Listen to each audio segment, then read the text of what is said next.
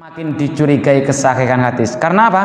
Kadang-kadang B bilang teko C, B sudah meninggal, C belum lahir. Ini banyak Pak hadis itu. Makanya ilmu hadis yang paling susah itu puncaknya adalah tahrijul hadis. Nih belajar dan mau terjemahan itu, yo maaf, kita secara mandiri sejak SD aja sudah bisa nih membaca terjemahan.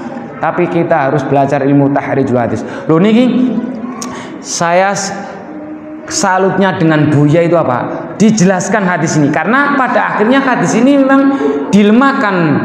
Ada yang menganggap lemah oleh Imam Adz-Dzahabi. Tapi sekedap biar jenengan mantep. Jadi hadis ini sahih, katanya Al-Hakim. Saya dalam kitab Al-Mustadrak itu hanya kumpulan hadis-hadis sahih alladzi sarata fi ayyukhrijas sahih, yang saya mengumpulkan hadis itu hanya kalau hadis dengan syarat sudah benar-benar sahih. Ngoten nggih. Jadi hadis niki memang jalurnya banyak, tapi tidak dari sahih Muslim. Nah, ini kesalahan orang-orang itu. Kalau nyarinya di Muslim, Abu Daud, Tirmidzi, Nasai nggak ketemu. Adanya di Al-Mustadrak Imam Al-Hakim. Oke, Warawaul Hafidz As-Suyuti, begitu juga diriwayatkan oleh Imam Al-Hafidz Imam As-Suyuti fil Khosaisin Nabawiyah, dalam kitabnya Khosaisin Nabawiyah, Khosaisun Nabawiyah, wa sahhahu, dan menganggap bahwa hadis ini sahih. Warwaul Baihaqi, begitu juga diriwayatkan oleh Imam Al-Baihaqi. Nah, jadi diriwayatkan sini mau Imam Hakim, terus ini malih Imam Suyuti, kudu dihafalkan niku Pak. Terus yang ketiga Imam Al-Baihaqi. Imam Al-Baihaqi di dalam kitab Fi Dalailin Nubuwati, dalam kitab Dalailun Nubuwah, wa wala yarwil maudhu'at, di mana dalam keterangan Imam Al-Baihaqi itu dia memberikan suatu penjelasan bahwa tidak diriwayatkan oleh dari jalur atau hadis yang kumpulan palsu, bukan. Ini bukan yang maudhu nggih. Jadi ada hadis maudhu. Maudhu ini artinya palsu. Maudhu dengan dhaif ini masih lumayan dhaif. Jadi hadis dhaif itu bisa diamalkan dalam rangka fadhailul a'mal, boleh. Tapi ini hadis palsu memang tidak boleh. Nah, menurut Imam Al-Baihaqi, wa la yarwil maudhu'ati, ini tidak termasuk kategori periwayat yang maudhu, bukan. Kama sarraha bidzalika fi muqaddimati kitab, sebagaimana yang dijelaskan oleh Imam Al-Baihaqi dalam kitabnya. Ini kalau enggak orang-orang yang benar-benar kritikus. Abuya itu kan ya bergelar profesor doktor, ngoten nggih. Pakar juga sing ngarang niki Pak, nggih, guru besar juga di bidang tauhid dan akidah dan hadis juga. Kama sarraha bidzalika fi muqaddimati kitabi, sebagaimana dijelaskan dalam kitab muqaddimahnya Imam Al-Baihaqi. Wa sahhahu, nah lagi wa sahhahu, dan juga disahihkan aidun Al-Qastolani, Imam Al-Qastolani, wa Zarqani, dan Imam Az-Zarqani fil Mawahib Laduniyah, dalam kitab Mawahib Laduniyah niku juz 1 halaman 62. Mangke dicek ya Mbak nggih kitabe nggih. Mumpun kagungan stand niki kitabe. Dereng. Niki Pak Joko pun enggak ada stand niki sanjangi. Pun SMS, "Siap Ustaz, di rumah sudah saya siapkan." Ngoten. Niki ngaji sing tenanan ngoten enak, dadi enten kitabnya Pak. Ini cuma kita ngandalkan teng channel share-sharean grup, gawat nanti mumet jenengan tambahan. Nah, ngaji beneran ngeten niki. Oke, pakai kitab. Ais nggih monggo. Nggih, Pak.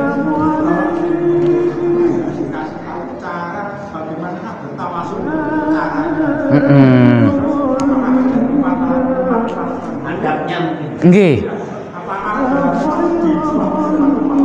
Nggih. Nggih. Jadi ngeten Pak, pertanyaan jenengan bisa saya klasifikasi dari bawah dulu, ada dua. Masalah tempat dan waktu itu dikembalikan pada waktu doa. Nek panjenengan anggap tawasul itu sebagai dalam rangka untuk berdoa mudah dikabulkan, alangkah baiknya di waktu-waktu yang mustajabah. Minimal kalau tidak bisa pas di Mekah sana, ngoten nggih, di Baitullah sana, di Mekah Madinah sana, minimal setiap habis sholat fardu. niku waktunya. Makanya waktu itu bisa dihilangkan dalam tanda kutip. Kalau panjenengan pingin bebas, enak-enak pas naik kereta, naik bis terus tawasul, secara terikat waktunya apa ada? Tidak ada. Tapi kalau saya disuruh memperjelas dari pertanyaan itu, kalau jenengan bener-bener ingin dikabulkan nih dalam rangka tawasul itu berdoa, diusahakan ditempatkan pada waktu-waktu yang mustajabah seperti gamal yang terakhir kan ngoten nggih, di tempat yang suci wonten tempat dan waktunya nggih, ya tempat ya waktunya termasuk habis sholat di Musdalifah, di Mekah Madinah sana ngoten.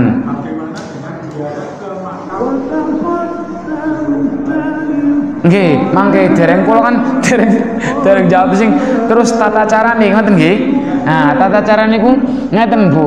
Kula kinten pun apal sedanten wawan niku. Ila hadratin Nabil Mustafa Muhammadin. Ngoten nggih.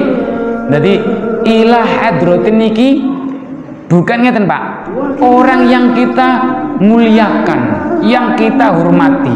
Muliakan, hormati itu bukan kita sembah, bukan.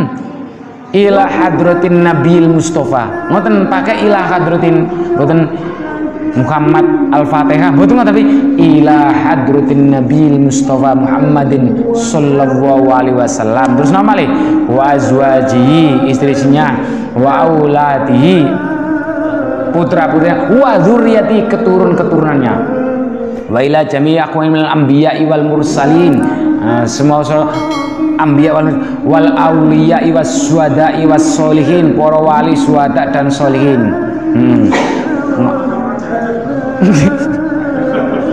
Nah itu sing kalau jawabnya niki harus hati-hati nih gue. Nggih. Nggih. Iya. Nggih lah, itu kembalikan pertanyaan berarti sing kula khawatirkan niku Pak, terutama kalau menjelang tahun baru.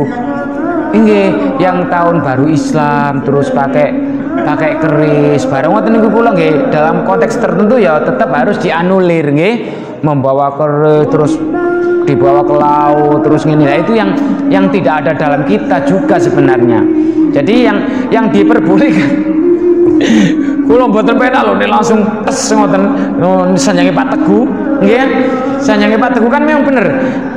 Napa Pak niki sing adillatum ma alaihil muslimuna minat tawas. Leres Pak Teguh ya dengan catatan yang kita jadikan tawasul tadi di samping punya derajat dan kehormatan kategorinya anbiya, terus nama nih sholihin, orang yang soleh, wal aulia, kekasih Allah ngoten.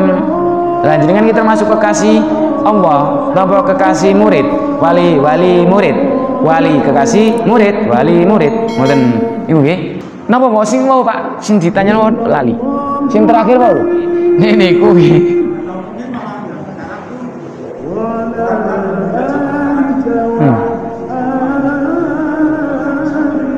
Pripun?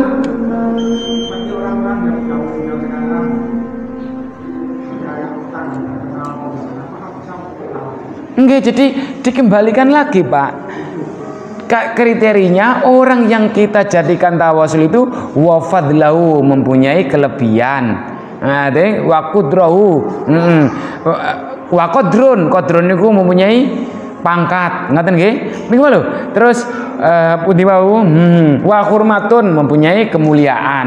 Kriteria kelebihan, pangkat dan kemuliaan itu salah satunya adalah anbiya. Ngoten lho Mas Di. Penjelasannya anbiya, para solihin. Nah, orang yang meninggal sekarang juga dikembalikan lagi. Kalau mereka dalam zamannya termasuk kategori para ulama soleh, para ulama yang kekasih Allah juga, para wali, boleh juga. Meskipun baru kemarin aja, karena dalam rangka untuk tawasul. Karena apa? Tawasulnya kepada orang yang baru saja meninggal boleh. Bolehnya apa? Artinya berarti barusan kemarin masih hidup, boleh dikembalikan lagi. Bolehnya dia ketika masih hidup dikembalikan lagi jika orangnya benar-benar soleh atau kekasih Allah. Karena di sini fil hayati wa ba'dal mamat, baik itu ketika seseorang yang kita anggap soleh seseorang yang kita anggap atau dianggap seseorang sebagai wali itu baik ketika masih hayat wa ba'dal mamat atau setelah meninggal. Lah setelah meninggal itu tidak pakai batasan meninggalnya dulu apa sekarang, mboten. Ngoten to, Pak? Nggih saya. Ngoten nggih. Besok kalau dibaca terus niki memang sampai sawaitul hadis tawassul Adam alaihissalam. Jadi ada dokumen-dokumen bukti-bukti sawah itu bukti bahwa tawasulnya kepada Adam niki diamini oleh Ibnu Taimiyah. Iya ada. Ngoten, monggo gitu nggih. Jadi kalau dibaca terus hadisnya sebagai penutup ini, walaula Muhammadun ma khalaqtu Adama walal jannata walan nar. Kalau bukan karena Nabi Muhammad, saya nggak akan menciptakan surga dan menciptakan neraka. Lu sampai ngoten. Makanya Nabi Adam aja bertawasul.